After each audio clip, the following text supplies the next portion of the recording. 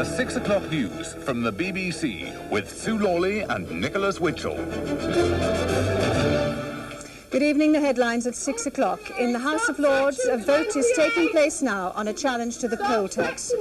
Tory rebels have said that the tax is unfair and unpopular. Lord Whitelaw's told them they should not be confronting the elected chamber. We'll be going over to the House of Lords for the results.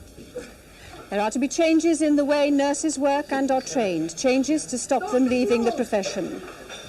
Another prosecution involving undercover police and alleged football hooligans has collapsed. No evidence was offered. Also tonight, Glasnost gives us a glimpse inside the Soviet army. And with 1 week to go before the 4th summit, we have reports from Washington and Moscow on the preparations Mr. Reagan and Mr. Gorbachev are making for their meeting. And repairing the roads, why the cones signal a lot more chaos this summer. And I do apologise if you're hearing quite a lot of noise in this studio at the moment. I'm afraid that we have rather been invaded by some people who we hope to be removing very shortly. In the meantime, if you can possibly ignore the background news, we'll bring the news as best we can.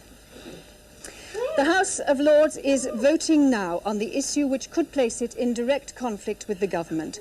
For the past 3 hours, peers have been discussing the community charge or poll tax, the piece of legislation which is described as the flagship of Mrs. Thatcher's programme. Peers opposed to the new tax have described it as unfair and extremely unpopular. They believe the tax should be related to a person's ability to pay. If they get their way, the government may have to redraft the whole bill. That prospect has already brought warnings from the Prime Minister that their lordship should not interfere with such a central part of the policy upon which the Conservatives won the election. The leader of the rebels is Lord Chelwood, a former Conservative MP. He told the Lords the flagship is sailing too close to the wind. If she doesn't go about, she'll really be in a mess.